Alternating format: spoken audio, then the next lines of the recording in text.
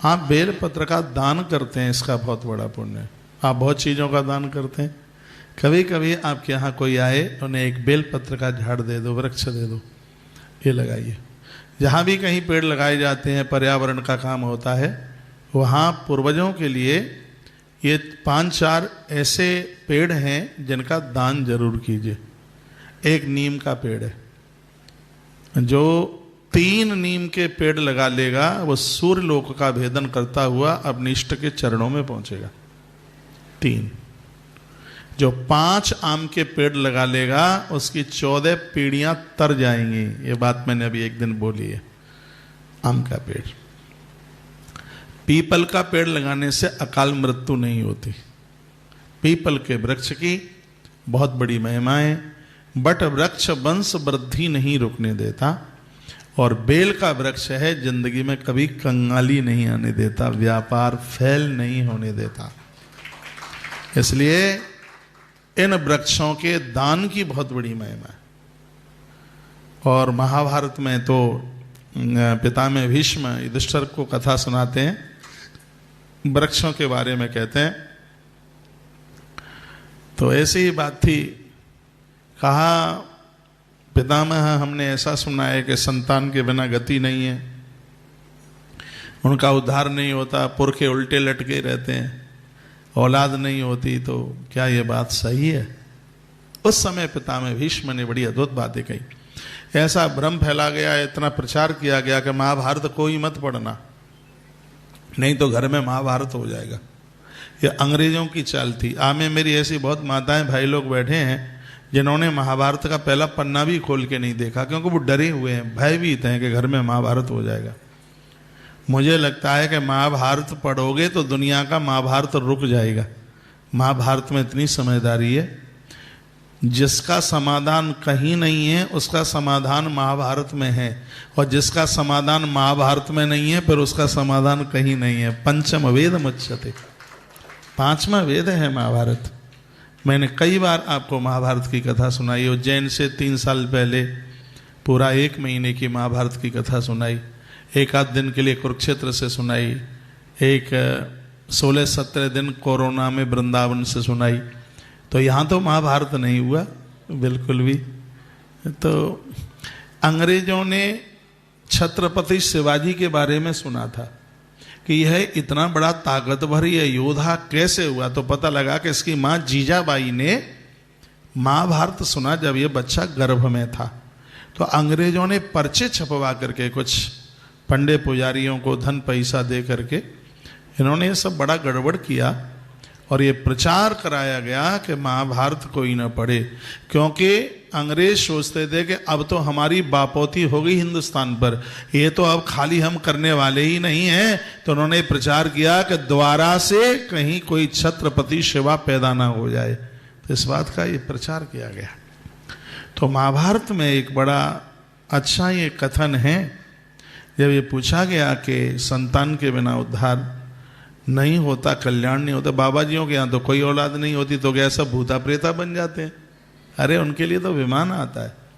तो ऐसी ये सब बातें फैलाई। युधिष्ठिर ने भी पूछ लिया, तो मुस्कुरा करके पितामह भीष्म ने कहा, और उन्होंने कहा युधिष्ठिर, जिन बच्चों को जन्म दिया है ये बिल्कुल जरूरी नहीं है कि वो तर्पण पिंडदान करेंगे, ये जरूरी नहीं है कि वो गयाजी जाएंगे, लेकिन हे युधिष्ठिर, जिन्होंने वृक्ष लगाए हैं, पेड़ मनुष्य शरीर धारण करता हुआ गया में पहुंचकर अपने दाता का पिंडदान करता है। और भीष्म कहते हैं युधिष्ठिर, एक पेड़ लगाने का मतलब है 10 बच्चों को लालन पालन करना। एक पेड़ काटने का मतलब है 10 लोगों की हत्या करना। आपके घर में लकड़ी के बेड हैं, अलमारी हैं, बहुत चीजें हैं, तो कितने पेड़ों की हत्या हुई है? तो इसका प्रायश्चित कैसे होगा? इसका प्रायश्चित तब होगा जब आप वृक्ष लगाएंगे, जब आप पेड़ लगाएंगे। आपके घर में जितने लोग हैं हर वर्ष उतने पेड़ लगाइए। आपके पास जगह नहीं है तो मुझे बोल दीजिए, तुम्हारे नाम के मैं लगा दूंगा। हाँ, यदि जगह है तो लगाइए। आप अपने आसपास फार्म हाउस कहीं भी, जहाँ भी जो भी जगह है वहाँ लगाइए। व्यवस्था नहीं बनती है तो मुझ जैसे लोग बहुत हैं इस देश में, उनको बोल दीजिए। लेकिन बोलना उन्हीं को जो लगा सके।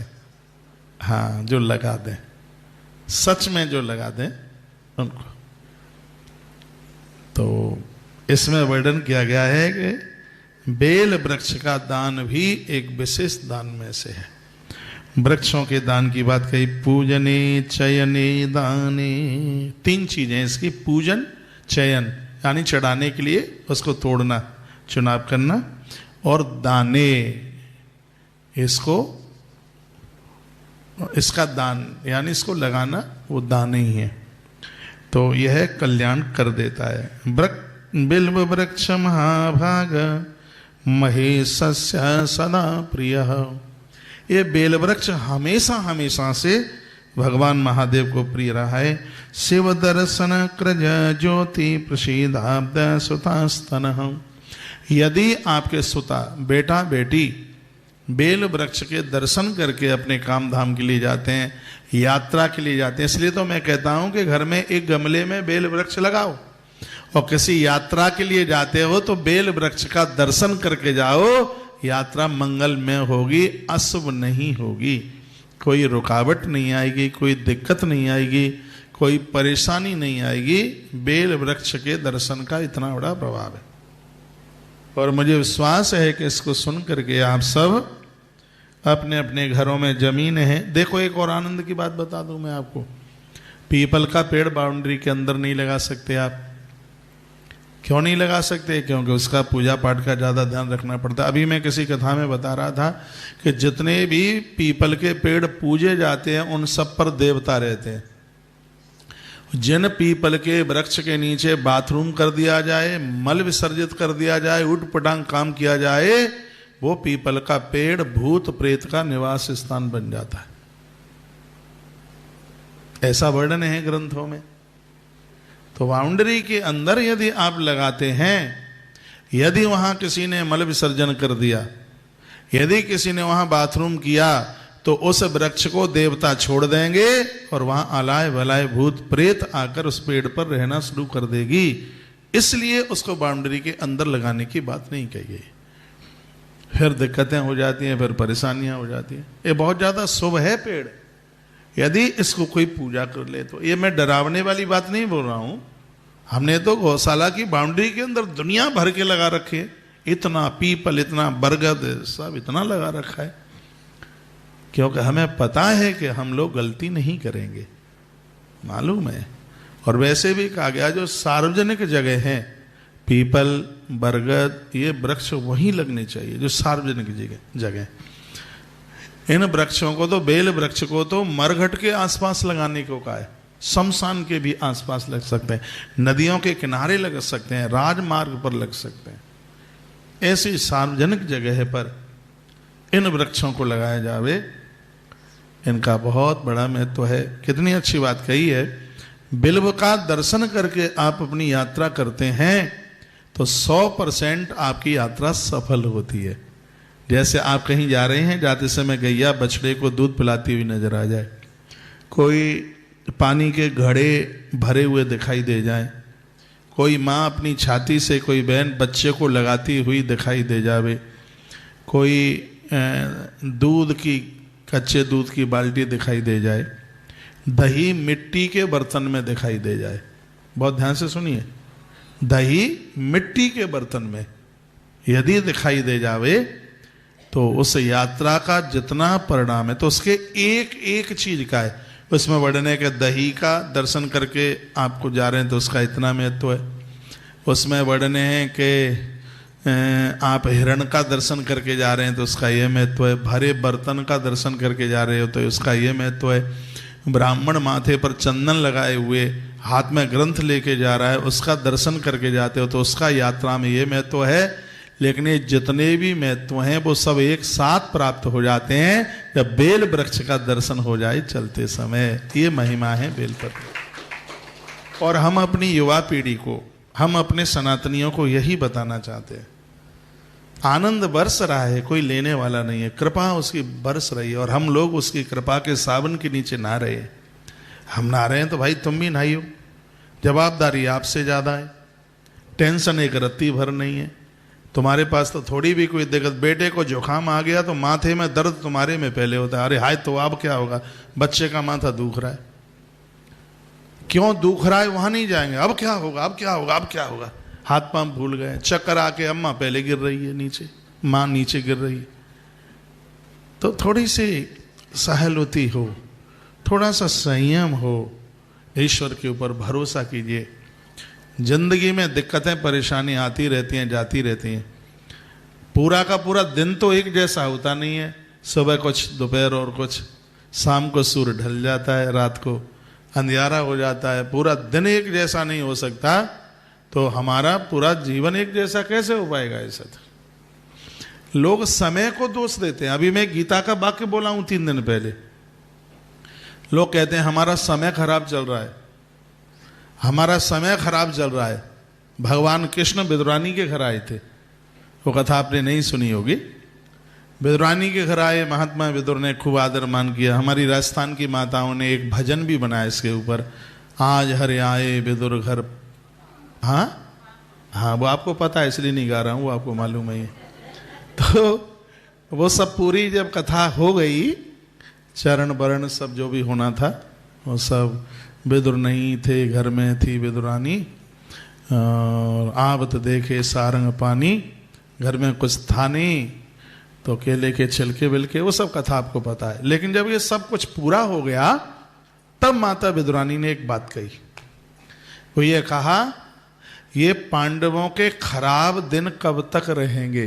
क्योंकि खराब दिन माताओं को ही तो ज्यादा दिखते हैं, इसलिए जन्म पत्री ले लेकर के घूमती हैं पूरे दिन, पंडित जी को हाथ दिखाएंगी, ये देखो हस्तरेखा क्या कह रही है, पूरा दिन उनको। आज तो कभी उनका मंगल खराब चलता है, कभी उनका बृहस्पति खराब चलता है, कभी कुछ कभी कुछ कभी कुछ। तो माता विदुरानी ने कहा, केशव यह बताओ कि युधिष्ठिर के ये खराब दिन कब तक रहेंगे, जिनको घर से निकाला कर दिया है, जिन्हें घर से बाहर निकाल दिया है। तो उस समय भगवान कृष्ण ने एक अद्भुत बात कही जो मेरे हृदय को छू गई।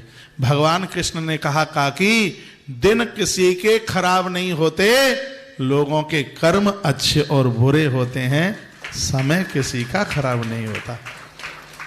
वही दिन किसी के लिए बहुत अच्छा है, किसी के लिए बहुत बेकार है, दिन तो वही है। ऐसा नहीं है कि परमात्मा ने मेरे लिए मंगल दूसरे तरह का बनाया हो और आपके लिए मंगल कोई विशेष उसमें बनाया हो मुहूर्त में, ऐसा नहीं है। सबके लिए मंगलवार एक ही जैसा है।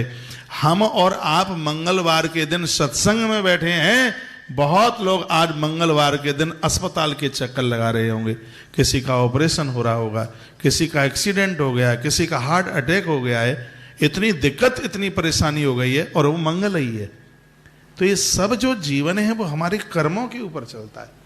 कर्म हमारा अच्छा कुल के पाप को धोता, कर्म हमारा बढ़िया हो, हम अपने कर्मों को ठीक करें, तो हम जो भी कुछ ये विशेष जो हम काम करते हैं, ये ऐसे ही व्यर्थ में नहीं चला जाता, इस सब का हमें मिलता है।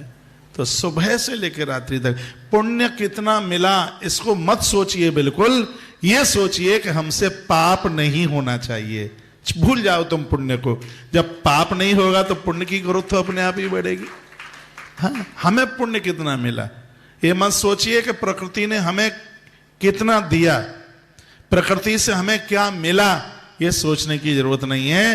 ये सोचिए कि हमने प्रकृति को क्या दिया, और जो देगा उसको 100% मिलेगा, इसमें कोई संशय वाली बात नहीं। जो दिया जलाए प्रकाश न मिले, ऐसा कैसे हो जाएगा? अरे जिसने दिया जलाया है तो प्रकाश क्यों नहीं होगा? दिया जलाओगे तो अंधेरा छटेगा, अच्छे काम करोगे तो पाप कटेंगे, पाप कटेंगे तो पुण्य बढ़ेंगे। तो हमारे ग्रंथ हमें शुभ कर्म करने के लिए कहते हैं, हमें अच्छे कर्म करने के लिए कहते हैं। तो यहां आइए, मैं इन्हीं श्लोकों का व्याख्यान कर रहा हूं। बेलुब वृक्ष महाभाग महे महेशस्य सदा प्रिय, शिव दर्शन कृत ज्योति प्रसीदावे सुतास्तन। कहा गया है कि इसका दर्शन बहुत ज्यादा शुभ है, इसका बंधन बहुत ज्यादा शुभ है, इसका पूजन भी बहुत ज्यादा शोभ है। किसका? बेल वृक्ष का। इसकी अति महिमाएं अपने आप में। कहा जाता है महाभाग, महेश्वर का परम प्रिय यदि कुछ है तो यह बेल वृक्ष है। ये मां भगवती लक्ष्मी से प्रकट हुआ है, यहां ये भी वर्णन कर दिया। नेत्र महादेव के हैं, लेकिन यह मां लक्ष्मी की छाती से प्रकट हुआ है। बात इस प्रकार से है। बात उस समय की थी, एक बार देवताओं में पंचायत हुई और ये कहा कि हम देवताओं को रहने के लिए मृत्यु लोक में सबसे बढ़िया जगह कौन सी है, हम कहाँ रहें। ये बात चली। इन कथाओं को सुनने में बड़ा आनंद आता है। तो भगवान महादेव ने कहा, देवताओं को रहने के लिए मृत्यु लोक में सबसे अच्छी जगह है वो गौ माता का विग्रह है। गौ माता का शरीर है वो। तो सगरे देवता गौ माता के विग्रह में शरीर में वास करें। तो सगरे देवता चले, समुद्र भी चले। समुद्रों को जगह गौ माता के थनों में मिल गई। अश्वनी कुमार को सींग में मिल गई। महादेव को उसके जो कुंद होता है ना, ठाटा जिसे बोलते हैं, वहां मिल गई। और वासुकी नाग को गौ माता की जीभ पर स्थान मिल गया। वासुकी नाथ है ना यहाँ वैद्यनाथ को आगे, ये वही भगवान वासुकी हैं जिनके माध्यम से सागर मंथन हुआ और उसमें से अमृत निकला। तो वासुकी नाग को जगह गौ माता के जिह्वा के ऊपर, जीभ के ऊपर मिली। हमारे ग्रंथों में लिखा है कि गौ माता जिसको चाट ले उसके ऊपर सांप बिच्छू का विष नहीं चढ़ेगा, उसके ऊपर जहर नहीं चढ़ेगा। इसलिए क्योंकि गैया मैया की जिह्वा के ऊपर सर्प को स्थान मिला है, सांप को स्थान मिला है। गौ माता जिसको चाट लेती है उसको विष नहीं चढ़ता। तो कुल मिलाकर के इन देवताओं को स्थान मिला। अब और भी देवियां आई, 2 माताएं नहीं आ पाई, उनको थोड़ा समय लग गया। और कहीं आप बहुत जल्दी में जा रहे हो तो आप तो हाल कुर्ता पजामा डाल के तैयार हो जाते हो, नीचे से हॉर्न बजाते रहिए। कहिए बबलू तेरी मम्मी आई, नहीं, वो कहेगी 2 मिनट। फिर कहीं क्यों इतनी देर, 2 मिनट। चलते चलते जब तक 4 बार शीशा ना देखा जाए तो फिर मतलब ही क्या है कि किसी फंक्शन में जाना हो रहा है। तो सबको जगह मिल गई और सबके बाद में 2 देवियां आई। एक नारायण की गृहिणी थी माँ भगवती लक्ष्मी और दूसरी भागीरथी माँ गंगा। दोनों के दोनों आई गैया मैया के पास। मैया ने कहा आइए आइए आइए, और कैसे आना हुआ? तो दोनों ने कहा हे माँ, सगरे देवता मृत्यु लोक में आपके विग्रह में बैठने को आए हैं, तो हमें भी जगह दे दीजिए। गैया मैया ने कहा तुम्हें देरी हो गई है आने में, सगरी सीटें फुल हो गई हैं। अब जो बाद में आएंगे सीट नहीं मिलेगी तो खड़े ही होना पड़ेगा। हाँ, जगह मिलेगी कहाँ फिर? तो वो तो सीटें सब घिर गई, सब फुल हो गई, सब लबालब। मैया ने कहा अब तो जगह नहीं रही। मेरे सींग पर देव बैठ गए, मेरे थनों में, मेरे उदर में, मेरी पूंछ में, मेरी रीढ़ की हड्डी पर, सब जगह देवताओं ने, यहाँ तक कि मेरी जीभ भी नहीं छोड़ी। हाँ, सब जगह देव बैठे हैं। कहा माँ हम जाएंगे नहीं, आपको जगह तो देनी ही होगी। और आप जानते हैं जब कोई बहुत खासम खास आ जाता है, घर में जगह नहीं होती, तो आप रसोई में जाके लेट जाते हैं, कमरा खाली कर देते हैं, स्थान खाली कर देते हैं। वहाँ बक्सा रखा है, बक्सा उठा देंगे, अलमारी रखी है उसको हटा देंगे, सोफा रखा होगा तो सोफे को उठा करके एक तरफा कर देंगे। ये सब हम करते रहते हैं इसलिए मालूम है। तो उसको उठा करके, छोटा सा आश्रम है, कभी कभी इतनी भीड़ हो जाती है पाम रखने को जगह नहीं होती, तो ये घरों में भी तो हो जाता है। तो फिर वो सब सोफा वोफा सब इकट्ठा एक तरफा कर देंगे और वहीं एक गद्दा वहाँ लगा देंगे, चलो तुम यहाँ लेट जाओ। अरे तुम तो अपने हो, तुम्हें तो चाहे जहाँ लुटा लें, क्या फर्क पड़ता है, आप तो अपने हैं। तो ऐसी ही गैया मैया ने व्यवस्था करी और कहा तुम तो बिल्कुल हमारे हो, और अब तो बस 2 जगह रह गई हैं, यदि तुम्हें अच्छा लगे तो देख लेना, एक मेरा मूत्र गौमूत्र और एक मेरा गोबर। लक्ष्मी मैया बोली कहीं ये भी ना चला जाए, तो कहा कि जल्दी से हमें अपने गोमे में, गोबर में जगह दे दो। गंगा मैया ने कहा तुम्हारे गौमूत्र में वास हमारा होगा, अब आप विचार कीजिए क्या अद्भुत बात है। गौमूत्र में माँ भगवती गंगा बैठ गई, गोबर में माँ लक्ष्मी प्रकट हो गई। बेल वृक्ष गौ माता के गोबर से प्रकट हुआ है। लक्ष्मी माता थी गोबर में लक्ष्मी मैया, और लक्ष्मी मैया की छाती से बेल वृक्ष में पत्तों में भगवान महादेव की तीनों आंखें प्रकट हो गई हैं। मैं एक बार फिर कहूंगा, बेल पत्र की पत्तियां साक्षात भगवान शिव की आंख की तरह है। बिल्कुल कहते हैं कि भगवान महादेव के 3 नेत्र बेल वृक्ष के रूप में प्रकट हुए हैं।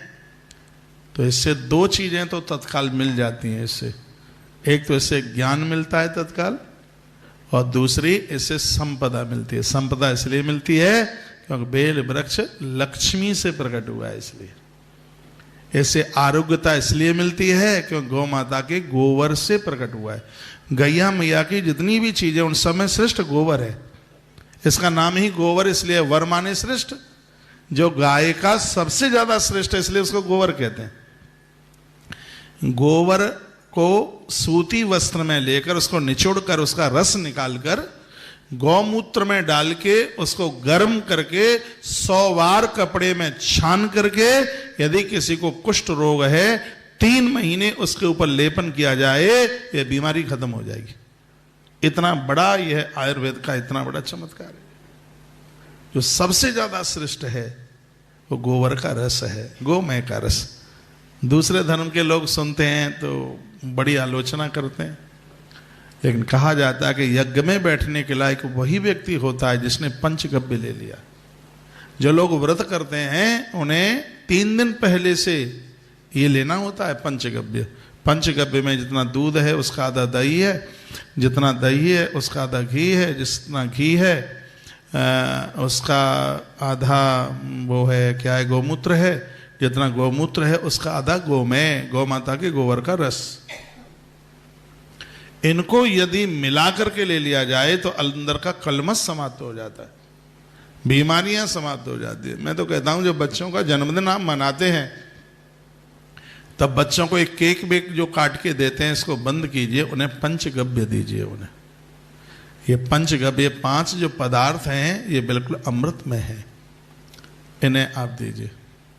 बहुत स्वास्थ्य के लिए बहुत लाभदायक है, बहुत फायदेमंद है। बेल भी बहुत ज्यादा आयुर्वेद में आता है। किसी को कितनी भी उल्टी हो रही हो, यदि उसको 1-2 पत्तियां बेल की दे दी जाए, उसको वो चबा ले, उसका रस पेट में पहुंच जाए, उल्टी बंद हो जाएगी, दस्त बंद हो जाएंगे।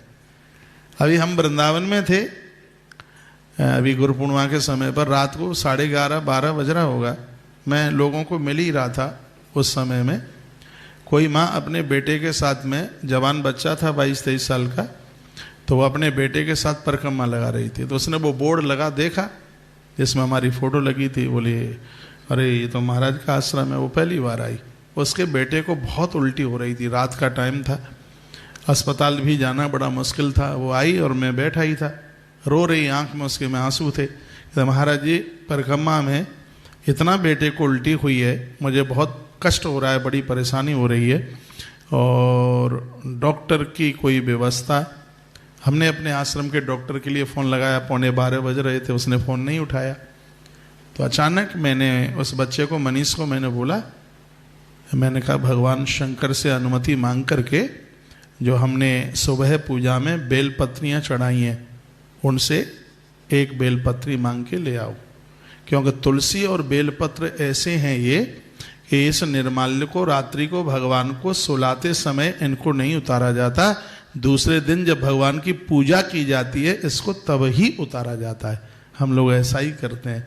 तो वो बेलपत्रियां चढ़ी थी महादेव के ऊपर, और वो एक बेलपत्री लेके आया, और वह बेलपत्र जैसे उस बच्चे को दिया, उसने अपने दांतों से उसको काटा। आधे घंटे तक मैंने उसको अपने पास बिठाया। आप विश्वास करेंगे, छूमंतर हो गया, उसकी उल्टी बंद हो गई। आयुर्वेद में कितना बड़ा प्रभाव है इसका, माथे की ताकत को बढ़ा देता है। ये बेल का जो रस है बहुत ज्यादा प्रभावशाली है, पेट की पित्त को ठीक कर देता है। आयुर्वेद में भी इसका भारी महत्व है। और पूजा पाठ में, भगवान शिव को प्रसन्न करने में, घोर कंगाली को नष्ट करने में, मंत्र साधना में बेल पत्र की बहुत बड़ी महिमा है, बहुत ज़्यादा महिमा है। तो हमारा बड़ा भाग्य है, हावड़ा गंगा जी में बसा हुआ है, बिल्कुल गंगा का किनारा है, गंगा का तट है। गंगा माई के ही किनारे पर बैठकर मुझे भगवान शंकर की 3 आंखों के ऊपर, थर्ड आई, 3 आंखों के ऊपर जो बेल पत्र के रूप में प्रकट हुई शिव की आंखें, और उसी के ऊपर बोलने का सौभाग्य प्राप्त हो रहा है। और आपके बीच में बोलने में बड़ा अच्छा लग रहा है। कल सुबह भी आप आ जाइए, सुबह और भी लोगों को ले आइए। सावन का महीना चल रहा है, हम कल यहीं अभिषेक कर लेंगे और आप सबको उसका प्रतिनिधि बना देंगे। कल के अभिषेक का पुण्य आप सबकी झोली में जाएगा। यहाँ जितने भी आ जाएं, एक भी नहीं रहेगा बिना अभिषेक के। आप आ जाइए, पैसा 1 रुपया भी नहीं लगेगा आपका, निःशुल्क। कल आप महारुद्राभिषेक में पधारिए। दक्षिणा यही है कि आप जितने भी आए हैं सब अपने साथ में एक एक लेके आइए, अपनी सहेली को लेके आइए। हैं 60-60 साल की माताएं बैठी हैं, तो 60 साल में तो बहुत सहेली बनाई होंगी, दादा लोगों ने बहुत सहेले बनाए होंगे। तो उनको कहिएगा कि वृंदावन से हमारा महाराज आया है। हमारा शब्द जरूर लगाना, इसमें अपनत्व छलकता है। ऐसे बहुत परिवार हैं, जब कथा शुरू होती है तो बच्चे दौड़ते हैं, वो कहते हैं मम्मी अपने महाराज जी की कथा शुरू हो गई। तो मम्मी ये नहीं पूछती कि कौन से महाराज, क्योंकि वो सबको पता है कि अपने महाराज कौन से हैं। हाँ, तो उन्हें कहिए कि हमारे महाराज वृंदावन से आए हैं और आप चलिए। यहाँ तो जो कोई एक बार आता है फिर आता ही है वो, क्योंकि मेरी लड़ाई तो किसी से होती नहीं, कोई झगड़ा तो किसी से होता नहीं है। तो कल सावन का महीना है, हो सके तो अपने बच्चों को भी ले आना। जो बुधवार को भगवान शिव की पूजा करता है, उनके बच्चे कभी उनका संग नहीं छोड़ सकते। राजनीति वाले लोगों के लिए भी बुधवार के दिन महारुद्राभिषेक, और बच्चों के लिए आप वृद्धावस्था में अपने बच्चों के साथ रह सकें, उसके लिए बुधवार है। प्रॉपर्टी को कोई कब्जा ना कर ले, ऋण मुक्ति के लिए मंगलवार है। बच्चों के ज्ञान के लिए तो गुरुवार है। एक गुरु चांडाल दोष होता है, गुरुवार के दिन महारुद्राभिषेक करने से एक तो बच्चों की शादियां जल्दी होती हैं, ये बिल्कुल पक्का है, ये मैं आपको हंसाने के लिए नहीं बोल रहा हूँ। सोमवार के दिन इष्ट दर्शन, शुक्रवार के दिन लक्ष्मी प्राप्ति के लिए, और शनिवार के दिन वंश वृद्धि और रोग निवृत्ति के लिए, और रविवार के दिन दुश्मन भी आपका आदर सम्मान करेगा। रविवार के दिन महारुद्राभिषेक की इतनी बड़ी महिमा है। एक भी दिन ऐसा नहीं है जिस दिन भगवान शंकर की पूजा का महात्म्य ना हो। कल आप थोड़े से बेलपत्र 5, 7, 21 जो भी बने बेलपत्र और इतना सा गंगा जल, ये जरूर लेके आइएगा, गंगा जल। और हम रोज गंगा जल चढ़ा रहे थे जब से सावन शुरू हुआ है। बेटिया हमें लाके दे देना, आज हम चढ़ा नहीं पाए क्योंकि हमारे पास था नहीं, इसलिए यदि कोई लाए हों तो हमें दे जाना। अभी शाम को भी अभिषेक करेंगे, इसलिए मैंने 8 बजे की बजाय मिलने वाले लोगों को कहा कि 8:30 बजे से लेके 10 बजे तक मिल लेंगे। सोते रहेंगे जीवन भर, पूरा जीवन सोने के लिए पड़ा है, सोते रहेंगे। हावड़ा कलकत्ता के लोग ये 365 दिन तो मिलते नहीं, साल में 1-2 बार ही मिलते हैं, तो नींद तो कर लेंगे, सोने की तो कोई फिक्र ही नहीं है। तो आप लोग तो मत आना 8:30 बजे, ठीक है, आपसे तो हम मिल लिए। हाँ, आप नहीं आना, सो जगह घेरो आके फालतू में। तो आप तो बस अपने घर पे ही रहना।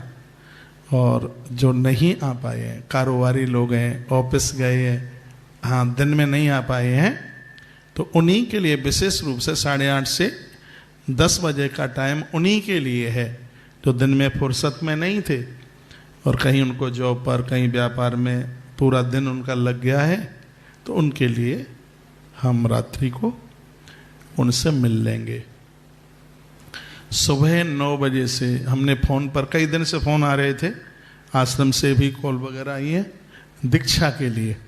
मंगलवार को मैं दीक्षा देता नहीं हूँ, तो कल बुधवार है, तो 9 बजे से लेकर के लगभग 10 बजे तक 1 घंटे तक यह कार्यक्रम है। और 10 बजे कुछ लोग आ जाएंगे, उनको मिल लूँगा। 10 बजे यहाँ आचार्य जी यहाँ पर कार्यक्रम चालू कर देंगे। कल का कार्यक्रम 2 बजे तक चलेगा। 2 बजे के बाद में फिर मैं लगभग 3:30 बजे यहाँ से एयरपोर्ट की तरफ निकलूँगा। वहाँ से फिर फ्लाइट पकड़ करके मुझे माता अहिल्याबाई के एयरपोर्ट पर इंदौर में पहुँचूँगा। रात्रि का मेरा वहाँ विश्राम है। मुझे सुन पा रहे हों लोग, इंदौर साइड के लोग, तो बॉम्बे हॉस्पिटल के पास हमारे आश्रम से जुड़े हुए परिवार अग्रवाल फैमिली है। उनका एक बहुत बड़ा पुराना, एक बहुत बड़ा उन्होंने होटल बनाया है और उसका नाम ही है व्हाइट हाउस। बहुत लंबे समय से उनका आग्रह था। बार बार मैं बात टालता रहता था, अब आऊँगा, तब आऊँगा, जब आऊँगा, टाइम मिल नहीं पाता है। तो उनके यहाँ मैं होऊंगा। रात को मेरा वहीं विश्राम है, तो रात को तो थोड़ा समय ज़्यादा हो जाएगा। और मैं फिर दूसरे दिन सभी भक्तों को वहाँ सुबह 8 बजे से लेकर लगभग 9:30 बजे तक व्हाइट हाउस में मिलता हूँ।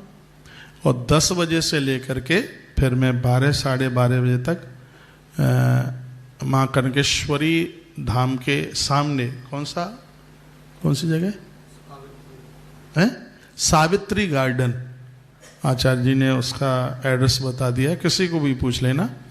माता कनकेश्वरी धाम ग्राउंड के ठीक सामने है सावित्री गार्डन। तो 2 घंटे वहाँ भी कुछ अच्छी सी चर्चा करके और फिर मैं निकलूँगा उज्जैन के लिए, अवंतिका नाथ के यहाँ। और वहाँ पर 8 तारीख से ही, 8 तारीख को शाम 4 बजे से कथा और रोजाना 12 बजे से वहाँ कथा है। तो आप भी जो लोग आ सकें आइए। महाकाल भगवान की बड़ी महिमा है। 3 महादेव बड़े प्रसिद्ध हैं, हो सकता है आप पहली बार ही सुने। एक है पाताल में और एक है मृत्युलोक में और एक है ऊपर के लोक में। ऊपर के लोकों की जो पूजा है, ऊपर के लोक में देवता उसकी पूजा करते हैं। मृत्युलोक में सभी मानव पूजा करते हैं। नीचे के लोक में यक्ष वगैरह जिनकी पूजा करते हैं, दैत्य भी जिनकी पूजा करते हैं। जो मृत्यु लोक, जो नीचे के पाताल लोक में जो महादेव हैं उनका नाम है हाटकेश्वर। और मृत्यु लोक में जो महादेव हैं उनका नाम है महाकालेश्वर। ऊपर के लोक में जो महादेव हैं उनका नाम है तारकेश्वर।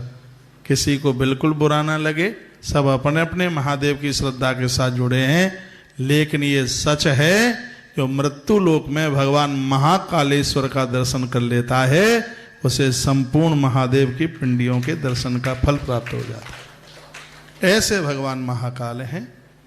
जो लोग आ सके वहाँ बड़ा अनुष्ठान महामृत्युंजय जप होगा।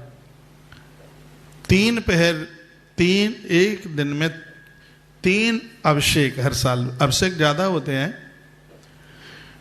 सुबह का अभिषेक भक्ति देता है। दोपहर का जो महारुद्राभिषेक है वो आपके संकल्पों की पूर्ति करता है। कोई भी आप संकल्प ले लें। ये दोपहर का जो मध्याह्न का जो महारुद्राभिषेक है वो संकल्प की पूर्ति करता है।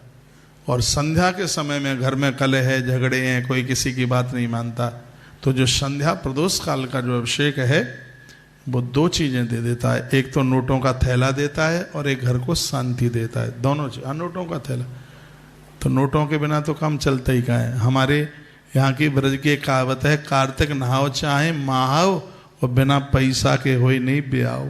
बेटिया खूब कार्तिक नहा ले, लेकिन शादी में तो थैला भर भर के चाहिए विवाह करने के लिए, तो वो भी तो जरूरी है। तो हम भक्तों के लिए तीनों समय में महारुद्राभिषेक करा रहे हैं, सुबह भी, दोपहर में भी और शाम को भी। सहयोग राशि कितनी है?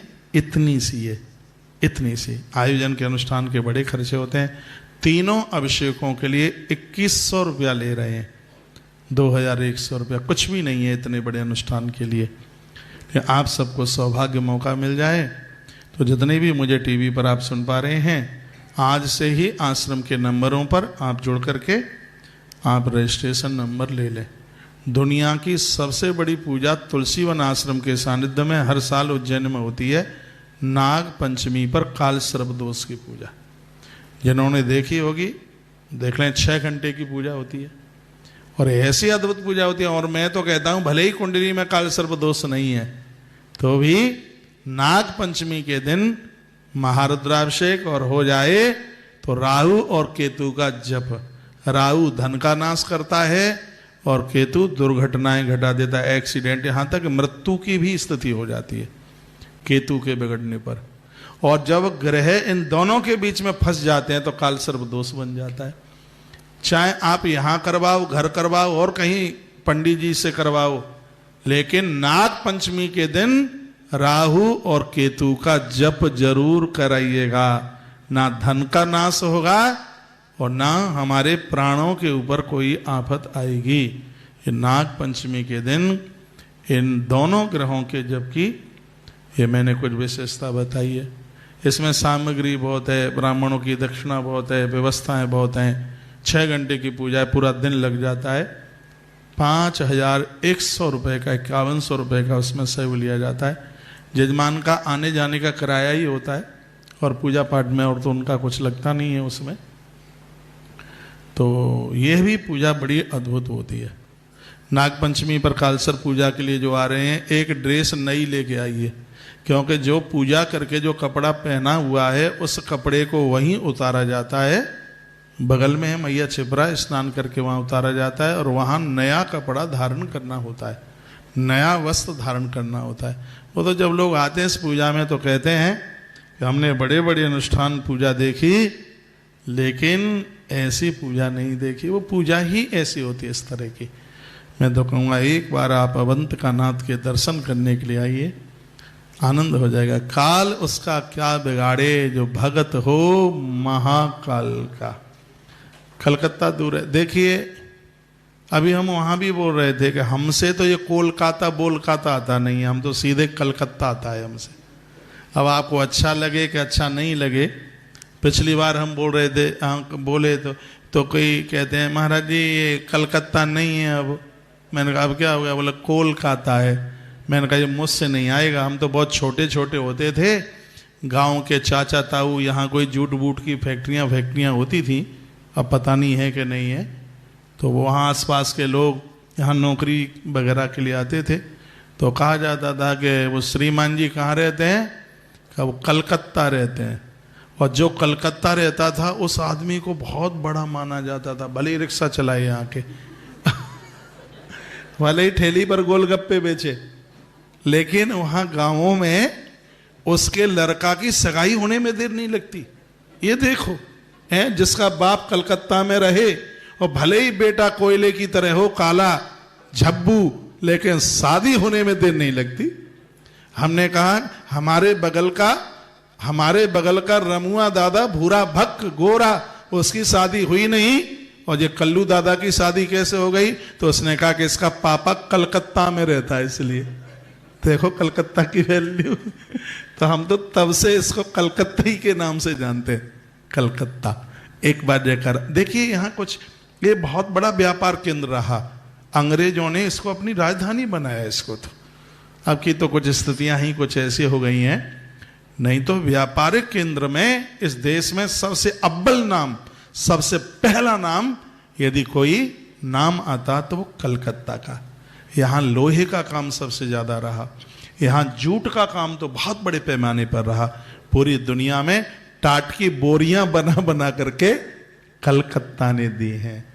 तो ये तो बड़ी संभ्रांत नगरी रही है, और यहाँ के लोग भी बड़े उदार लोग रहे। यहाँ सब जगह के लोग मिलते हैं, उड़िया का यहाँ मिलता है, बिहार का यहाँ मिलता है, बंगाली भाई तो यहाँ हैं ही, मारवाड़ी भी बहुत यहाँ पर हैं, यूपी के भी मिल जाते हैं, मध्य प्रदेशी भी मिल जाते हैं। देश के हर कोने का आदमी, बंदा बंदी, हर पूरे देश के लोग यहाँ कलकत्ता में मिलते हैं। और ये बनावटी बात नहीं है, मैं कलकत्ता को बहुत लाइक करता हूँ, बहुत मुझे अच्छा लगता है, बढ़िया लगता है। मैं आपको ये प्रसन्न करने के लिए नहीं बोल रहा हूँ बात, ऐसा मेरा कोई विशेष कार्यक्रम नहीं था यहाँ। अब मैंने सोचा कि वृंदावन होकर के फिर मैं उज्जैन जाऊँगा तो इधर की एक परिक्रमा लगेगी, चलो ऐसे ही निकले लेते हैं और कम से कम आपसे मिलना भी हो जाएगा ये। और दूसरा यह सोचा बड़ी नगरी है, बड़ा शहर है, उद्योगपतियों का शहर है, और हमें गौ माता के लिए कार्य करने में लगे हुए हैं, थोड़ा नोट बोट की भी व्यवस्था हो जाएगी, हैं? वोट तो नेताओं को चाहिए। हाँ, मेरा इशारा आप समझ गए? वोट मैंने अपने लिए नहीं बोला है, फिर जो सनातन के लिए जी रहा है, आपका वोट उसी के लिए ही होना चाहिए। मेरे मुंह में से कोई भी शब्द निकले बिना प्रेरणा के बिना और बिना आधार के बिना कोई शब्द नहीं निकलता। नोट के साथ यदि वोट की बात आई है तो गैया तब ही प्रसन्न रहेगी जब नेता बढ़िया होगा, जिसका चुनाव अच्छा हुआ होगा, तब ही सनातन सुरक्षित है, तब ही गौ माता सुरक्षित रहेगी। तो आज काफ़ी लोग इसमें नए भी लोग आए हैं, कुछ ऐसे भी हैं जिनको मैं पहली बार ही देख रहा हूँ, जो मुझसे बहुत करीबी से जुड़े हैं। उनको पता है कि हमने दिन रात एक कर रखा है गौ माता के लिए। सच मानिए, दूध के ऊपर, दूध 9 दिन कोई उपवास रह ले तो 10वें दिन तो उसको ये लगता है कि कारगिल जीत के आ गया हूँ क्या। कहेगा नवरात्रा पूरी हुई है, अभी कुछ बनाया नहीं है क्या। यहाँ 5 साल हो रही हैं, सत्य यही है, धोखे से भी अन्न का टुकड़ा जीभ पर नहीं पहुँचा। जो मेरे करीब में हैं उन्हें पूछ लीजिए, सुबह से मैंने दूध ही लिया है। हाँ, कोई एक रबड़ी और ले आए थे, मैं हवन में बैठा था तब। अब मैंने कहा इनकी इतनी श्रद्धा है तो थोड़ी सी वो भी ले लिए, तो यही पेट में है। और ये नहीं लग रहा है कि मैं भूखे मारे कोई फड़फड़ा रहा हूँ, मुझे कोई दिक्कत हो रही है। गौ माता के दूध में सर्वभोजन है, और ये मैं संकल्प लिए बैठा हूँ, 1 लाख गौ माता पूरी हो तो कलकत्ता में दाल भात आ करके खाऊं, फिर उसमें आप खूब बढ़ चढ़ करके सहयोग कीजिए। आज आए हैं आप सुनने के लिए, और कल आना आप सहयोग करने के लिए। बहुत बड़े बड़े काम हो रहे हैं, बहुत विस्तार हो रहा है, इतना विस्तार हो रहा है, 1000 गौसदन बन रहे, पूरी दुनिया की इकलौती गौशाला 3 मंजिल की, ऐसी रैंपें बन रही हैं कि ट्रैक्टर भी ऐसे जाए जैसे सड़क पर चल रहा है, गैया ऐसे जाए। और मैं एक बात, अभिमान नाम की तो यहाँ कोई चीज़ ही नहीं है, हम तो बहुत विनम्र लोग हैं। मैं सिर्फ भारत की बात नहीं कर रहा हूँ, पूरे मृत्यु लोक में इससे बड़ी गौशाला नहीं होगी, इससे सुंदर। लंपी जैसी बीमारी में एक प्रदेश में 10-10 लाख गैया खत्म हो गई, लेकिन कृष्ण की कितनी बड़ी भगवान की कृपा रही, इस गौशाला में इकलौती एक गाय भी समाप्त नहीं हुई, उनको रोग ही नहीं आया। उन गायों को इतना ध्यान दिया जाता है। आप यहाँ गोदान करते हैं तो सत्य तो यही है, आपकी गैया मृत्यु लोक में नहीं, आपकी गाय गोलोक में रह रही है। गाय मुस्कुराती है। गाय और बेटी सब जगह नहीं दी जाती, बहुत उसका ध्यान रखा जाता है। नहीं तो गैया तकलीफ में होगी तो गोदान करने वाले को दिक्कत है, बेटी तकलीफ में होगी तो माता पिता और बड़े भाई, मौसा मौसी और फूफा और बुआ, इनको तकलीफ होती है। इसलिए जब भी बेटी का संबंध करते हैं तो मामा मामी और बड़ा भाई और भाभी, मौसा और मौसी, बुआ और फूफा, इनको पूछा जाता है। इनको पूछ के कैसा घर है, ऐसा वर है। तो ये बेटी और गाय, ये तो बहुत विचार करके किसी को दी जाती है। तो यहाँ तुलसी तपोवन गौशाला में गैया आनंद कर रही है, बहुत आनंद कर रही है। आज एक गैया ब्याने को थी और मैं हावड़ा के जंक्शन पर उतरा ही था, मुझे फ़ोन आया, मैंने मिस कॉल देखी, गौशाला से फ़ोन आया, तो मुझे लगता है कि वो किसी काम से ही आया हुआ है। सत्य है, मैं जो मैं आपको बोल रहा हूँ। तो मैंने इधर से कॉल लगाई तो वहाँ बच्चा है सीनियर जो देख रहा है, राकेश, उसने कहा महाराज जी बड़ा कष्ट हो रहा है। कहा क्या हो रहा है? गैया ब्याने को थी और बच्चा अंदर फंस गया है और डॉक्टर कह रहा है कि बच्चा खत्म हो गया, बच्चा खत्म हो गया। मैंने कहा कि डॉक्टर को तो बोल बच्चे को बाहर निकाले, बच्चा खत्म नहीं हुआ है, बच्चा जिंदा है, और सौगंध भगवान की बच्चा जिंदा पैदा हुआ है, बिल्कुल फुदक रहा है, आनंद ले रहा है। उसने तो मरा घोषित कर दिया, कहा वो तो मर गया। मैंने कहा नहीं मर गया है, हमारे कोई पाप नहीं बढ़ गए हैं, सो गैया के पेट में बच्चा मर गया है। कहा कि वो बच्चे को बाहर निकाले और मुझे लग रहा है कि बच्चा जिंदा है। फिर मैंने यहां आके आचार्य जी फोन किया, बच्चा जिंदा और फुदक रहा है बच्चा, उड़ रहा है, उछल रहा है। ये गौ माता के प्रति हमारी बड़ी अपार श्रद्धा है, इस गौवंश के लिए। और हम आज गली गली मोहल्ले मोहल्ले देश भर में हम जा रहे हैं। आप भी इसमें खूब बढ़ चढ़ करके सहयोग कीजिए और अपनों से भी जरूर कराइएगा। तो कल आप पहुँचे यहाँ, आप कहेंगे अभी हमने जनवरी में किया है, तो जनवरी में मैंने कथा भी तो सुनाई थी। तो मेरी कथा की दक्षिणा यही है कि गौ माता को बढ़ चढ़ करके सहयोग करो जितना हो। को साड़ियाँ कम खरीद लो, शादी शुदियों में एक बार डेकोरेशन में 25,000 रुपया लगता लीपा पोती में। हाँ, तो मैं कुछ बातें बता देता हूँ। शहद ले लो, मलाई ले लो, थोड़ी मुल्तानी माटी ले लो उसमें, हाँ, फिर उसको अपने चेहरे पर पोत लो, 25,000 का खर्च ही बच जाएगा, चेहरा इतना गोरा पीला हो जाएगा। जो पैसा आप बचा सकें उसको धर्म कर्म में लगाइए, भगवान के काम में लगाइए। अब भगवान गौ माता के लिए मांगने के लिए मुझे ना शायरियाँ बोलनी आती है, ना कुछ और उसमें कविताएं बोलनी आती है। मैं तो सीधे सट कह देता हूँ कि अभी निर्माण बड़ी जोर से चल रहा है, उसके निर्माण के लिए आप सहयोग कर दीजिए। दुनिया की ऐसी अद्भुत गौशाला जिसमें फसल के समय पर ही 2,53,00,000 रुपए की पेमेंट हुई है भूसे की। यहाँ कोई नोट छापने वाली मशीन नहीं है, आप भक्त लोग सहयोग करते हैं, उससे ही यह होता है।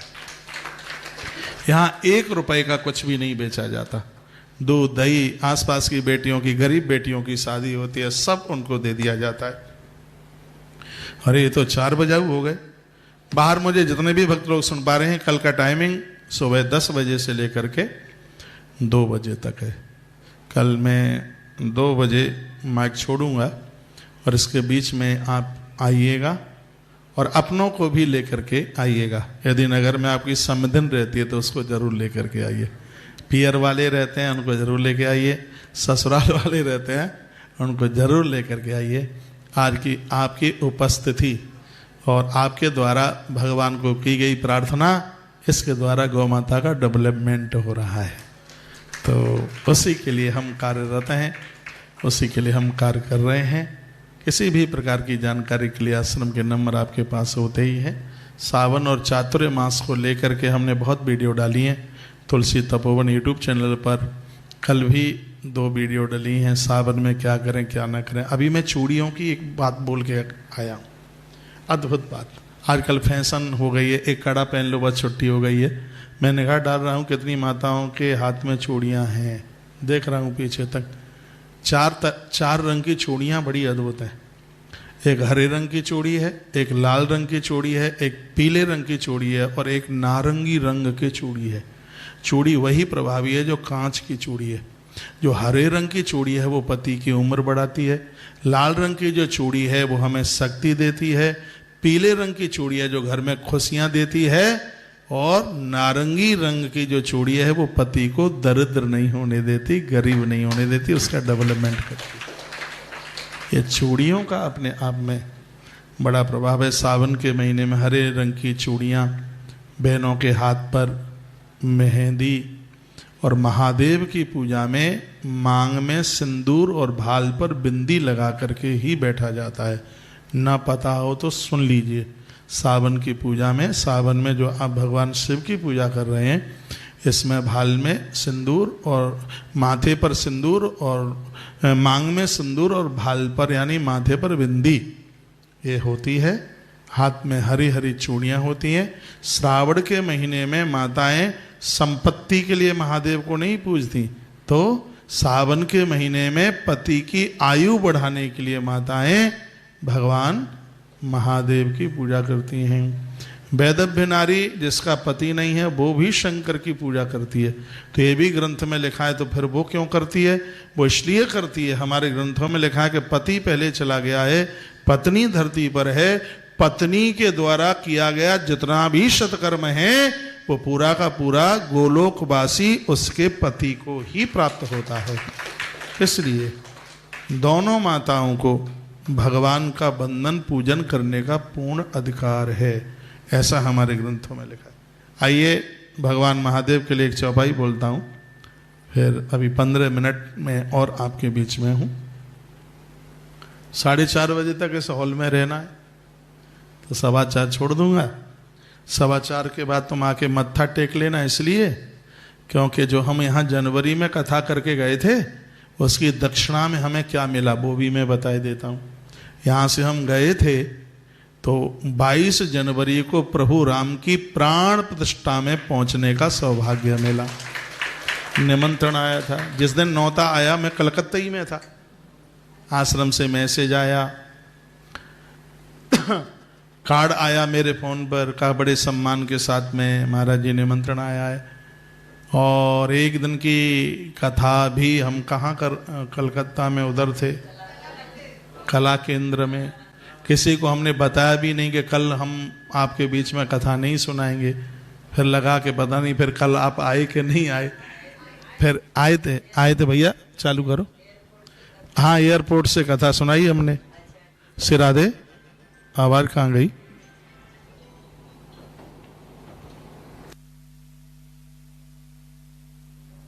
सिरादे, ये भी 4 बजे बंद हो गया। सिरादे चालू है यहाँ से तो। सिरादे आवाज खोलो। राधे राधे, बोलिए शंकर भगवान की। तो यहाँ हमसे पुराण की कथा करके गए। कितने दिन की थी? 5-7 दिन की थी, 8 दिन की थी। बैठो। तो उसका फल तो हमें ये मिल गया कि प्रभु राम जी की प्राण प्रतिष्ठा में हाजिरी लग गई।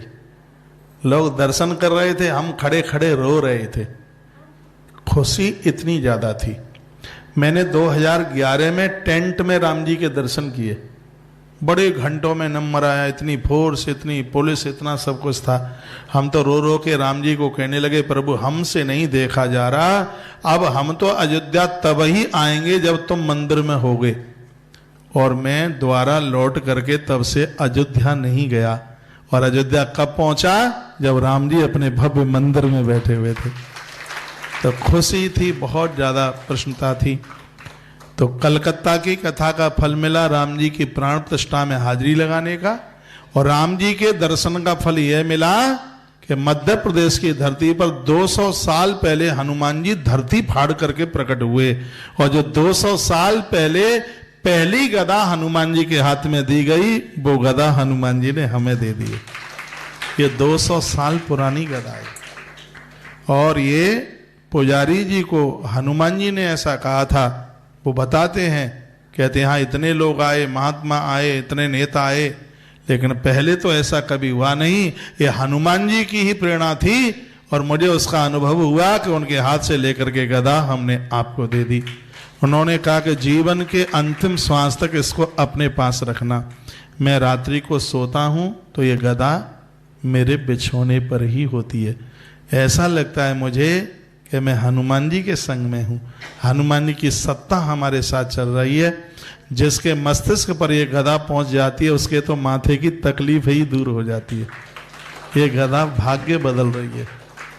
तो मैं 10-5 मिनट और आपको सुनाता हूँ, फिर आप जितने भी हैं ग्रंथ को मत्था टेकते हुए सिर ढक करके आना। और यहाँ से मैं आपके सिर के ऊपर स्पर्श कर दूंगा, ठीक है? बोलो बांके बिहारी लाल की, श्री हनुमान जी महाराज की, आज के आनंद की जय जय श्री राधे श्याम। अंधेरा सा हो रहा है इसमें। लिखा है कि बेलपत्र जब आप तोड़ें तो उस समय अपने मुंह से पंचाक्षर मंत्र का जप कीजिए। लिखा है ओम नमो बिल्वतर्वे सदा शंकर रूपिणे सफलानि ममंगानि कुरस्व शिव हर्षदः। भगवान शिव को बड़ा हर्ष होता है जब आप प्रभु का नाम लेके बेल की पत्तियां तोड़ते हैं। बहुत लोग बेल की पूरी डाली तोड़ के ले आते हैं। हमने देखा है वो बड़मावस को पूजा कलकत्ता में होती है, बरगद की पूजा होती है। तो आजकल एक ऐसी व्यवस्था बना दी गई है कि माताएं बरगद के पेड़ के पास नहीं आती, नहीं जाती। बरगद कोई टूट फूट कर इनके घरों में आना पड़ता है। इनका बेटा जाएगा, इनका पति जाएगा या कोई और जाएगा, तो पूरी की डाली खांप करके ले आएंगे उसको घरों में, वो डंडी लेकर के आ जाएंगे। वही वट वृक्ष पूजा जाता है जिसकी जड़ जमीन में बैठ गई है। ये डालियां पूजने से कुछ नहीं होगा ये, तो ये ध्यान रखिएगा। वृक्ष के पास तक जाइए, जिसकी जड़ जमीन में गड़ गई है उस वृक्ष की पूजा होती है, उसकी प्रदक्षिणा, उसकी परिक्रमा होती है। और ये एक इतना बड़ा अपराध करते हैं जो पूरी की पूरी डाली तोड़ के ले आते हैं। अब मैं प्रमाण दे रहा हूं इसका। लिखा है कि शाखा भंगे न कर्तव्यो नई तारो हे तथा तरु वर मारु ये चिन्याना न शाखा भंजनम क्वचिद। इसमें लिखा हुआ है कि कभी भी बेल वृक्ष की शाखाओं का भंजन न करें, शाखाओं को न तोड़े। इसमें एक एक बेलपत्री का चुनाव चयन किया जाता है। ऐसा नहीं कि पूरी की पूरी डाली तोड़ करके ले आए और घर में फिर आकर के उसको आप छांटने में लगे हैं, नहीं, ये अपराध हो जाएगा। एक एक बेलपत्री को उसमें तोड़ा जाता है। लिखा है खंडितई सस्यवः पूज्य पत्रई स्वस्तम अखंडित ही। जो बेल की पत्तियां खंडित हैं वो शंकर जी के ऊपर नहीं चढ़ाई जाती, इस श्लोक में लिखा है। टूटी फूटी हैं खंडित शैव सेवः पूज पत्रई रस्तस्त अखंडित। अखंड जो कटा फका नहीं है, जिस पर धूल मिट्टी नहीं जमी है, इसलिए कहा जाता है कि एक रात पहले इसको गंगा जल में डालो या फिर इसको जल में डालो। उसमें से सूती कपड़े से उन पत्तियों को पोंछ करके फिर उसके ऊपर इष्ट का नाम, और एक अच्छी बात लिखी है, जो तुमने नाम लिखा है वो सूख जाए उसके बाद उसको चढ़ाइए। नहीं तो ज्यादातर ऐसे आपने वहीं उठाई और वहीं कोल मिलाइयां की लिखा और हाल ही चढ़ा दिया। समझ रहे हैं कि नहीं? जो आपने जो लिखा है वो पत्ती के ऊपर सूख जाए उसके बाद में फिर चढ़ाइए। ये बड़े आनंद की बात कही।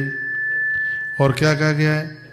कहा गया है षडमासांतरम बिल्वः। जो पानी जिसमें धोया है आपने, ये जल तो अमृत है, मरे हुए को जिंदा करने वाला है वो है। जो आपने जिसमें आपने बेल पत्तियां जो डाली हैं, ये स्वास्थ्य के लिए बहुत लाभदायक है। उस पानी को ऐसी जगह में डालिए जहां किसी के पांव पड़े, ऐसी जगह नहीं। घर के लोगों को आचमन करा दो या फिर उसको किसी वृक्ष की जड़ों में डाल दो, उसका यह बिल्कुल ध्यान रखिएगा। और पूछा गया है कि एक बेलपत्र कितने समय तक चढ़ सकता है? तो लिखा है कि षडमासांतरम बेलवा पत्रम पर्युषितम भवेत। एक बेलपत्र को धो धो के 6 महीने तक आप चढ़ा सकते हैं। 6 महीने तक बिना धोए चढ़ा हुआ बेलपत्र नहीं चढ़ाया जाता। और भी बड़ी सुंदर बात कही गई है। क्या कहा गया है कि जो बेलपत्र जो आप जो चढ़ा रहे हैं 6 महीने तक, 2 देवता ऐसे हैं शंकर जी के ऊपर चढ़ा हुआ बेलपत्र उनको नहीं चढ़ता। नंदी जी को चढ़ता है, पार्वती मैया को चढ़ता है, कार्तिकेय जी को चढ़ता है। ये बेलपत्र 2 को नहीं चढ़ता। चढ़ा हुआ बेलपत्र 2 को नहीं चढ़ता। किस किस को नहीं चढ़ता? पूज्या एतेन वही देवा सूर्य लंबोदरऊ विना।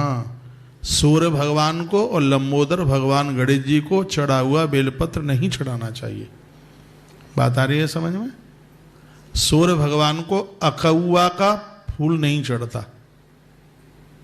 सूर्य भगवान के लोटे में बेलपत्र डालकर, सूर्य पुराण में उसकी बड़ी महिमा का वर्णन है, सूर्य भगवान को अर्घ देने से कुष्ठ नहीं होता।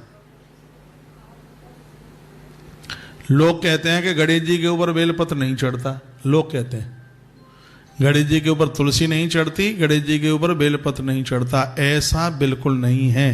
गणेश जी के ऊपर बेलपत्र चढ़ाने से, समी पत्र चढ़ाने से, समी दुश्मन को जीत ले, बेलपत्र घोर संपदा, गरीबी का नाश कर दे। भगवान गणेश के ऊपर वो बेलपत्र नहीं चढ़ता जो एक बार महादेव के ऊपर चढ़ा दिया गया है, वो नहीं चढ़ता। गणेश जी के ऊपर सीधा बिना चढ़ाया हुआ बेलपत्र चढ़ता है। और शिव पंचायतन में जितने देवता हैं, जैसे माँ पार्वती है, मैं निवेदन करना चाहूँगा कि कभी भी शिवालय में सिंह पर बैठी हुई माँ को स्थापित नहीं किया जाता, उसमें सिर्फ पंचायतन में ये वही माँ भगवती बैठती है जो पार्वती के रूप में, उसके हाथ ऐसे। आपने कभी सोचा है क्या? मैंने तो पढ़ा है, मैया जी हाथ क्यों जोड़े हुए और भगवान महादेव की पिंडी के सामने ऐसे हाथ जोड़े हैं? वो इसलिए जोड़े हैं कि वो भगवान से प्रार्थना कर रही है, प्रभु ये आपका भगत है, आपके ऊपर जल दूध ये सब चढ़ाने के लिए आया है, आपसे मैं प्रार्थना करती हूं कि मैंने भी कोई पूजा तुम्हारी की है तो उसका फल मेरे से बेटे को दे दो, इसके ऊपर कृपा कर दो। इसलिए मैया हाथ जोड़ करके उस मंदिर में बैठी है। माँ की तो बड़ी कृपा है, माँ तो बड़ी सहज होती है, माँ तो बहुत सरल होती ही है। तो ये बड़ी सुंदर बात कही है। इससे आगे की चर्चा कल आप सुनेंगे। 5 मिनट के लिए आचार्य जी माइक हाथ में लेंगे, आगामी कार्यक्रम आप जरूर सुनेंगे। आने वाले समय में एक बहुत बड़ा अनुष्ठान जबलपुर की धरती पर होने के लिए जा रहा है। आपके यदि कोई लोग उधर रहते हैं तो उनको सूचना दे दीजिए। गौ महामहोत्सव वहाँ होगा और एक समय ऐसा आवेगा कि दिल्ली जैसा गौ महामहोत्सव कलकत्ता की धरती पर भी होगा। हाँ, इसलिए हर 6 महीने में हमारा एक बार तो आना इधर हो ही जाता है, क्योंकि इस नगरी को हम भूलेंगे नहीं, क्योंकि ये भुलाने के लायक है ही नहीं। तुम्हें हम भूल तो जाएं मगर भूले नहीं बनता, भूलने के लायक ही नहीं है। हनुमान होता क्या बोल रहा था, छाती चीर दूं तो तस्वीर आपकी दिखा दूं, क्योंकि मैं छाती चीर नहीं सकता, क्योंकि मैं हनुमान नहीं हूं, मैं इंसान हूं। यह सत्य है। आपसे स्नेह हम बहुत करते हैं।